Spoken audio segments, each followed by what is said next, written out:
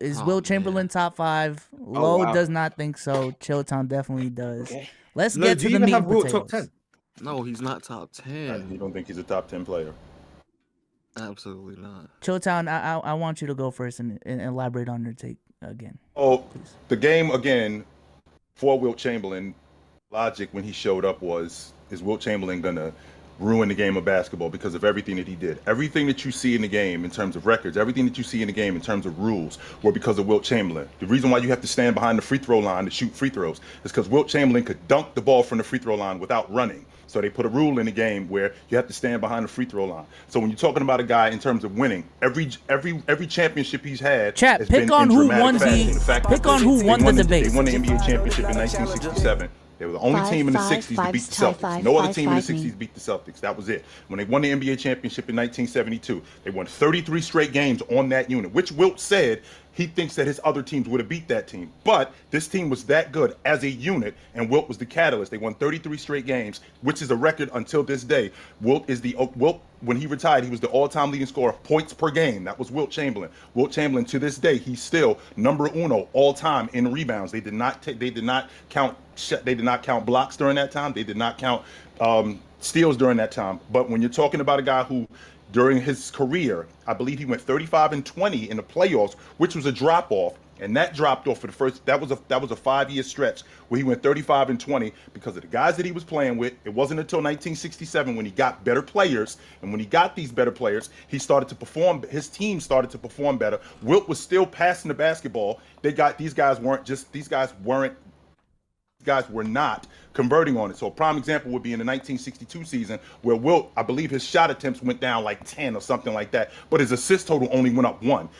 They're not holding Wilt Chamberlain to 10 points or 1 point under his scoring average if these guys aren't converting. That's not what's going on. The problem is that these guys aren't converting. That's the problem with Wilt Chamberlain. They changed all the rules because of Wilt Chamberlain, and he still, at that time, still was the best player in the game at that time. 4-time league MVP. They didn't have defensive player of the year. Everything that he was doing during that time still hasn't been duplicated to this day. That's why I think Wilt Chamberlain is a top 5 player all time. Low, why do you think he is not? My personal personal assessment of Wilt Chamberlain is that I think too many people get caught up in numbers, and for whatever reason, I think he's the only player. Well, not only, he's one of the very few players that, again, the way that we assess and talk basketball is altered significantly just based off of numbers instead of actually impact and how it led to any substance of consistent success and overall success in the postseason, regular season, et cetera, et cetera. I think it's heavily embellished that he had bad teammates when he played with really good teammates, especially in Philadelphia, with Hal Greer, Chet Walker, Billy Cunningham, and then even when he went to the Lakers and formed a super team with Elgin Baylor and Jerry West, he still lost. He's the only player, for whatever reason, that he can go form a super team. Nobody cares about it. He would still lose. He lost to Bill Russell when it was the last year of his career and Bill Russell was coaching. Still lost in that assessment. He lost to Willis Reed in Game 7 in the 1970 finals while Willis Reed was on a bum knee, could barely play, still was ineffective. He was an egregiously bad free throw shooter. The reason why that's very important is because at the time, if you got a regular personal foul, if it was a reach-in foul, that would translate into you going to the free throw line. And they would do that to Wilt Chamberlain very often. He would just sitting there missing free throws. So he slowed down the offense, never really translated to a high-level offense, especially around the time when he was producing crazy numbers. And the biggest reason why I highlight this very much so is, like Chill said, 33 wins. That's amazing. During that stretch, though, Wilt Chamberlain was basically averaging 15 points. During that stretch, he had 16 games where he scored 10 points or fewer. During that stretch, he was not the best player, and during that stretch, he was not dominating offensively in terms of scoring the ball. So that proves that you can impact the game in various ways without having overwhelmingly, egregiously crazy scoring numbers the way that Wilt Chamberlain had throughout his career. It's been very well documented that his style of play wasn't that productive in terms of translating to wins or translating to aiding his teammates getting better. Even when he was able to lead the league in assists, he did it in a very selfish manner by just dominating the ball and allowing his teammates to come and get it and immediately shoot, because that's how he got his assists. And again, none of these numbers really translated to high-level offenses. And so I feel as if, like, that's the scale that we kind of grade a lot of players on. For whatever reason, though, when it comes to Wilt, he can put up great numbers. The team can be solid enough in the regular season, and then the postseason starts, and all of a sudden, everything just crumbles apart. And that's, like, for whatever reason, that's fine enough for him to be all the way in the top 5. I think that's a bit egregious. Fair. That's absolutely fair, Lo. Now, so let's rewind the clock back to him having bad teammates. Well, I never said he had bad teammates. I just said he had better teammates. So when he got in 67, I'd like to think that Billy Cunningham and Chet Walker and Hal Greer were better than Paul Aronson. I'd like to think that they were better than those guys. There's a reason why his assist total went up, because he was playing with better guys. Now, there wasn't a lot of footage of Wilt Chamberlain, but the footage that I did see of him, because you have a tendency to talk a lot about Wilt Chamberlain in terms of there not being a lot of footage. And I've actually been on record talking to you about this, the fact that I haven't seen a lot of guys that I'd like to have seen more of. Well, I did watch a little bit of what I've seen of Chamberlain, and Chamberlain did have a mid-range fall away. Chamberlain was one of the best, if not the best, finisher at the rim. Chamberlain was not, even though as bad of a free throw shooter as he was, I believe in 1962 when he shot free throws underhanded, it was the best season he ever had as a free throw shooter. In fact, that was the same year that he scored 100 points in a game shooting underhand. So with all of that being said, him not getting outplayed in the NBA Finals in 1960, him not getting outplayed in 1969 in the NBA Finals, where he shot only 10 shots, and Jerry West, not only Jerry West, Elgin Baylor, they didn't produce. When you got a big guy like Wilt Chamberlain who scores like that, who passes the basketball like that, who's the playmaker like that, and you only involve him in that little bit in terms of the offense, I think that you guys would have been so much better, and they didn't do that. And that wasn't due to Wilt Chamberlain. So Wilt Chamberlain was one of those guys who got blamed a lot because he was bigger, because he was faster, because he was stronger, only except he did produce when he had to. And when he did produce when he had to, he produced in dramatic fashion. Well, you say 1969, Jerry West didn't produce. Are you confusing 69 with 70? Because 69 is the year where Jerry West won Finals MVP. Right, Jerry West in 1969 averaged 38.7 assists, 5 rebounds. Mm-hmm. And with that, keep going. I'm sorry, Lo, if I interrupted you. So I mean, I just want to be clarification. Is that the year that you're talking about? Jerry West did not produce. That's the year I'm talking about. And I feel like, just so you know, Wilt Chamberlain averaged 9 shots a game in that final series. 9 shots. A guy like Wilt Chamberlain, who's only getting 9 shots a game in that series, including the Game 7. In Game 7, I believe he shot 9 for 10 in that game. A guy like Wilt Chamberlain, who is that good offensively, who is still that high in terms of efficiency, only shooting the basketball 8-9 times a game, he should have been involved way more than Jerry West's 38 a game. I'm 100% confident had he been involved in more in the offense, they would have come out dramatic. They would have come out victorious. If I'm not mistaken, I could have sworn that in 69 he was also just hurt, and that really hampered his effectiveness.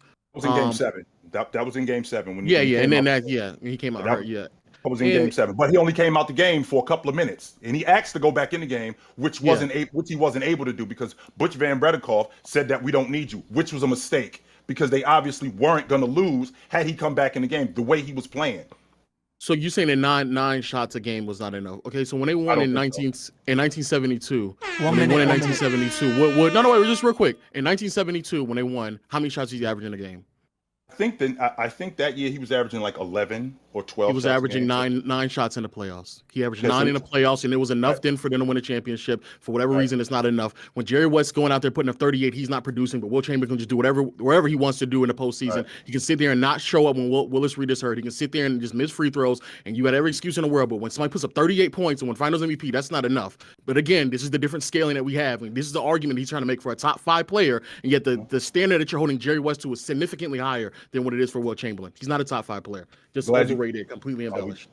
Really quick, I'm glad you brought that up, Lo, because in 1972, I'm 100% confident that Jerry West did not average 38 a game in the NBA Finals, and they smoked the Knicks in 5 games, 4-1. Absolutely smoked the Knicks, and he was the Finals MVP because he was involved. Not only was he involved offensively, he was involved defensively as well, because that's what big guys do. When you involve them in offense, they do more defensively. So yeah, he won. They won in 9. They smoked him because Willis Reed was hurt, and so if Willis Reed was there, they probably would have lost. But any other top 5 player, you would have gotten that information with it real quick. You would have gotten the information that Willis Reed was not healthy. Of course, Wilt Chamberlain should dominate because Willis Reed isn't there. You would have gotten that information if it was Tim Duncan, Kobe Bryant, Michael Jordan, LeBron James. You would have got that information. You don't get that information when it comes to Wilt because, of course, the standard is not held the same. He's not a top 5 player, man. All right, time. Cruz, go ahead and set up the poll. And while we do that, y'all can talk about the debate. That was a nice debate. It was a good debate. W debates. Very bad. Just so you guys know, this dude over here on this dude over here with the blue shirt and the dude with the hoodie, I got to deal with these dudes on the regular. So when you hear the stuff that's coming out, that's because I got to deal with these dudes. So whenever you see me, That's why, because I got to deal with these dudes on the regular. So I'm not mad at you.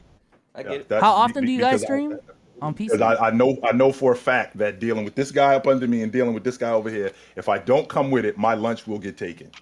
How often do you guys stream on PC? On Player Choice damn near every weekday. Nah, that's crazy.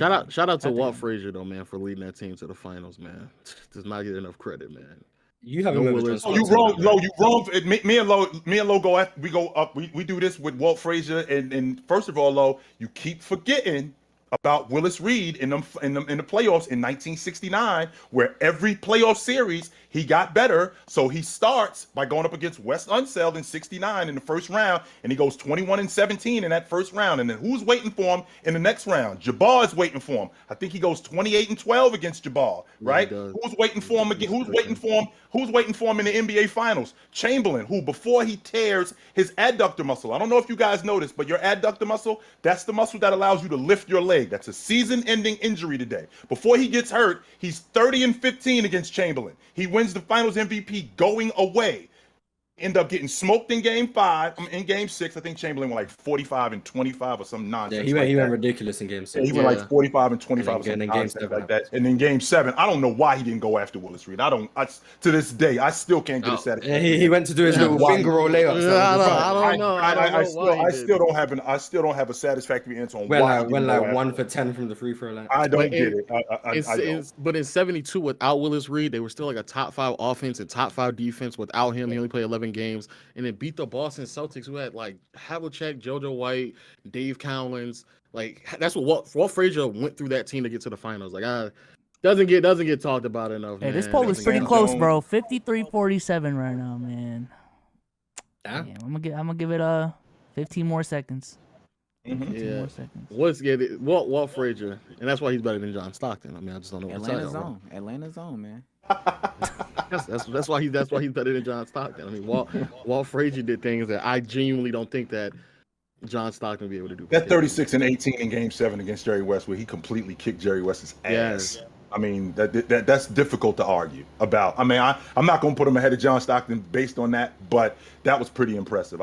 That's my introduction as a kid into basketball. My uncle was the one who introduced me to Walt Frazier this, Walt Frazier that, Walt Frazier this. Well, oh my God, he couldn't talk enough about Walt Frazier. That's a game that is not talked about enough. 36-19, 70% from the field, 12 for 12 from the free throw line. Yeah, came out the gate. I think he scored 18 points in the first quarter in the finals against Jerry West. That's a great performance. And it gets called the Willis Reed game because Willis Reed came out there on a bum knee, albeit respect to Willis Reed, but no, that's anybody else does that. That would be the Magic Johnson game. That would be the Kobe Bryant game because we don't call those things anyway. With that being said, the poll is closed. The results are in. Great debate, but Low came victorious. Chilltown lost. It was a great series. It went to 7. Go all the way, man. It's tough for y'all boys. Why is the chat asking for a rematch? Yeah, they are asking for a rematch. But they all saying robbery.